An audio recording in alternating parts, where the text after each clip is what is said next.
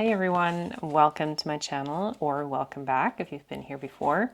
My name is Lady Knight of Avalon, and today I want to do a tag, and this is the Tarot Connection tag by Nikki T. And I have a cat hair on my nose. Oh my god. Should I start again? Maybe not. I don't know. Is this called authenticity? Let's just leave it in.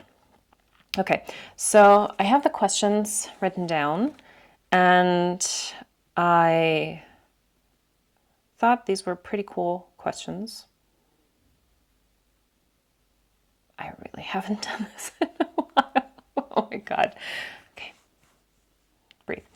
So let's just go through these questions. There's 6 all together, and let's talk about some tarot. So the first question is, how did you first connect with tarot, and who or what influenced this connection? Now, I cannot really recall the one moment where I can say, ooh, this is when tarot entered my life. But thinking back, like when I was thinking about this question, I think for me, specifically as a German, one thing that has always been very present during my childhood were the fairy tales of the Brothers Grimm. Like, this is a huge book collection that was basically bought when I was born, around the time. And so, yeah, I grew up with the fairy tales, and they are full of magic and witches, wizards, sorcery, curses that need to be broken, and the consequences of, you know, your actions and all these kinds of things. And I guess that was my gateway into the whole thing. And my cat wants to say hello. And so for me, that kind of spiritual world, in a way, was always there. Like, I didn't have to go looking for it. Yes, want to come and say hi? Come here. Come say hi really quick. Hi. Off you go. And later, as a teenager, also mentioning like growing up in East Germany, there wasn't really anything accessible in terms of spirituality, because that was more like a no-no that people would do, like hush-hush behind the scenes. Like, it was not a thing. Not officially. And in the 90s, when I had my teenage years, after the wall came down, things got a little more accessible. And so I found 4 books in the library that contained something. And then even in school, we talked about stuff. I still have, like, my old mystery folder that I have. I still have this. This was from school, where they told us about the differences of like New Age, occultism, Satanism, all that kind of stuff, and the dangers of it. And I even made a presentation about this topic in school. That presentation is still in here. And in one of the books, they had these pictures. I don't know if you can see that. So there was a tarot lady and one with like a crystal ball. And yeah, so I copied pages out of these books. Just like, this was my first way of really learning about this kind of stuff. Like I said, I still have my presentation in here. And then in the teen magazine that we had, they also, every once in a while, try to do these cautionary tales, warning us about, you know, the dangers of Satanism and all this kind of stuff. Like, yeah, I was a worshiper of Satan and blah, blah, blah, and all that kind of stuff. I still have that. And yeah, so I guess this was my way of like learning about these things, that they exist, not really knowing the ins and outs of everything, but that still didn't give me access to tarot itself. What I had, and this is actually like these 5 books next to me here were the first ones in my library. And I guess I did have a book about tarot. That's one of the books that I had, but I didn't have access to tarot cards. So what I also got was Kartenlegen, so doing that with playing cards. And so so this had like some pictures and explanations and everything, but I could never figure out how to really read with this. And this I did in like 9th or 10th grade, kind of, yeah, that was around the time. And so they have each card in here, but in relation to any of the other cards in the deck. And it never really made sense to me, like how to read with this. So yeah, but this was like the first book that I had about it. And I got my first deck at 18. And that's when I really started learning about tarot. And then bit by bit, all of this here started growing. And yeah. So I guess the original influence might have been the Brothers Grimm, the fairy tales of the Brothers Grimm, if you will. That was the earliest connection to spirituality. Moving on. Question number 2. How does tarot help you connect with the physical world? For me, the connection to the physical world is implementation. So I can read about all kinds of things on the cards. I can read about my feelings. I can read about good advice. I can, what to do, what not to do, all of that. But that is still just a theory on my table. The real connection to the world is when I take that advice, or the complete opposite of it, depending on whether I like it or not, and put that into action. So the implementation of everything. I guess that's the connection to the physical world. And I guess in very simple ways, connecting it to the physical world, having books, something that I can touch, buying the decks, that is also like a physical connection to everything, because it doesn't just exist in theory, it also exists right here. And I hope my cat doesn't knock over the camera. No, you do not jump on the bookshelf. Do not. And I guess also another connection to the physical world, simply like having this channel and being able to connect with other people instead of just sitting here by myself, reading the cards, reading the books and all that. So making friendships through this is a connection to the physical world. Question number 3. Why did you choose tarot over other hobbies? And do you have other hobbies that complement the tarot? So one of my things that I love doing, not just because it was my job, but I also love it in my free time, making videos. And this channel right here is a hobby for me. And I also do other kinds of video stuff in my free time. Before I had my YouTube channel for tarot, I had a YouTube channel for arts and crafts. So arts and crafts is also another one of my hobbies, and that's mostly like paper arts and crafts, and sometimes a little bit with paint or mixed media, I should say. And if I can find any of my old videos, because they're still on YouTube, but I don't have access to that channel anymore.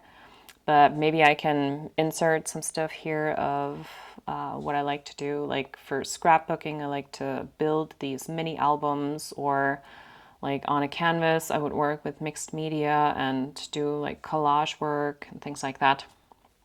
And yeah, that was something. Or even candle making. That was also very relaxing at a time when anxiety was in my life a lot, a couple of years ago. And I found candle making to be very soothing, and I haven't done anything in a while. I still have a lot of the materials, and even for arts and crafts, like I could open my own little arts and crafts studio here. Like I have so much. Oh my God. But yeah, so, and what was the other question? That complement the tarot. Well, I guess one of the things that I really like are also collage decks, like for example, the Stretch Tarot or even the Röhrig Tarot. So me doing mixed media collage art as a hobby and also loving these decks, I guess that's kind of like a bridge that builds itself practically. So yeah. Number 4, what have you learned or gained from tarot that a computer cannot replicate? Well, first of all, the experience of learning itself. I mean, the computer, and mainly AI nowadays, or back in the day, Google, can only give me so much. Yes, it can spoon feed me the information and everything, but there's something about it, like looking for books out there, trying to find the ones that appeal to me and that I want to have on my shelf, going through them, even in some of them using a text marker and, writing stuff in there.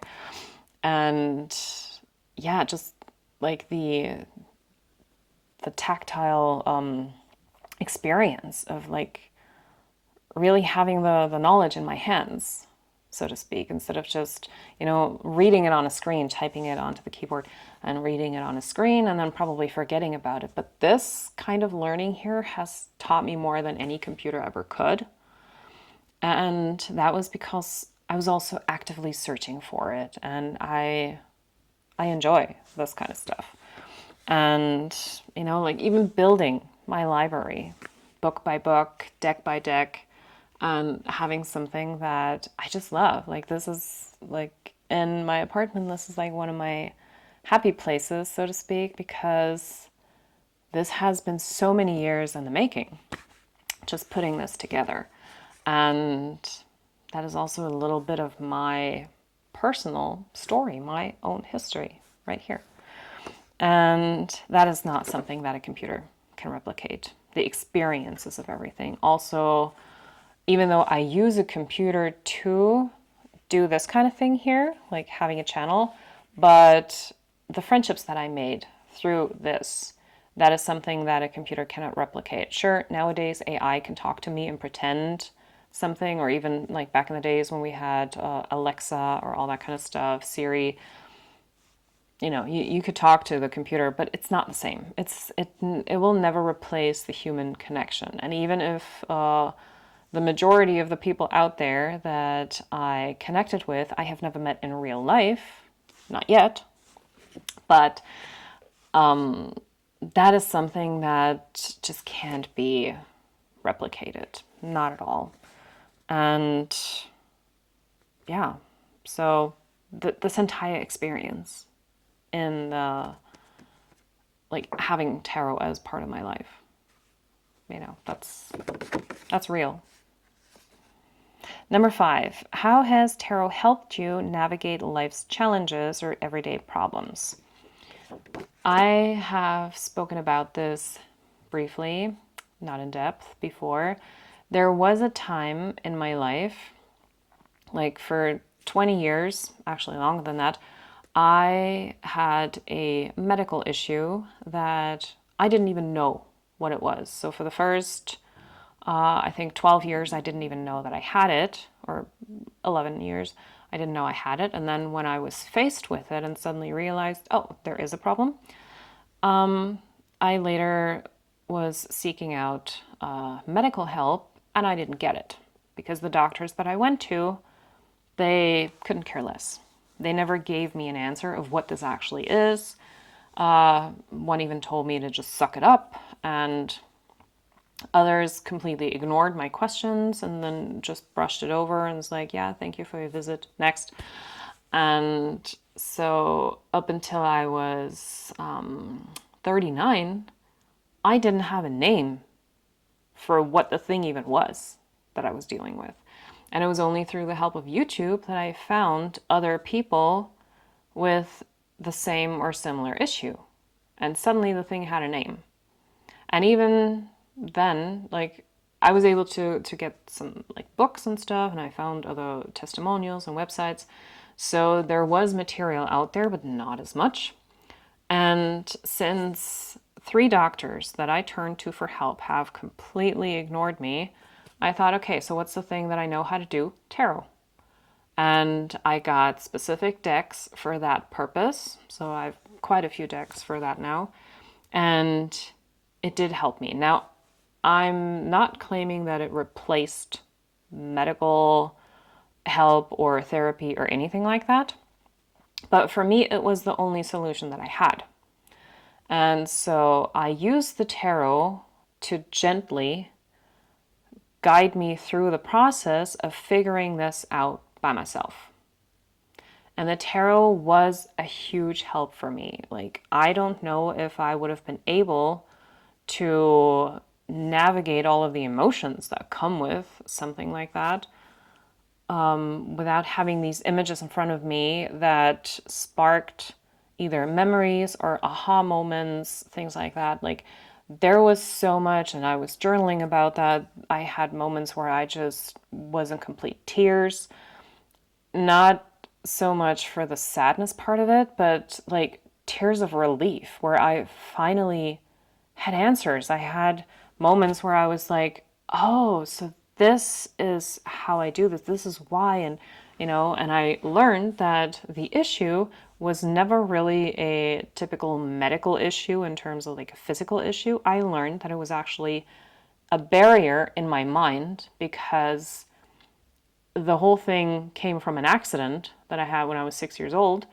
And my body did something, like my mind did something to protect me. So it created a barrier. And I didn't know it was there. And the tarot helped me to open the gate and to open that blockage. And now I'm fine. Like, there's still residual sadness and anger about the fact that medical professionals didn't help me. But maybe this was my journey all along, and I'm glad that tarot was there to help me with it. So, in that sense, I'm glad that tarot as a tool exists for even the hardest moments in life. And that even though it's not a replacement for medicine or anything like that, but for me, it was the only help I had, and it's what actually helped. So, yeah. And the last question, how would you describe your connection with the tarot? So for me, tarot is guidance, it's knowledge, it's also love, because I love all of this that comes with it. I love learning about it. I love the connection that I made with other people. I love having a channel where I can just geek out about it. And that wouldn't be possible if tarot wasn't the topic. I mean, sure, I could still have a channel about some other kind of topic, but this has been such a big part of my life, and I love talking about it.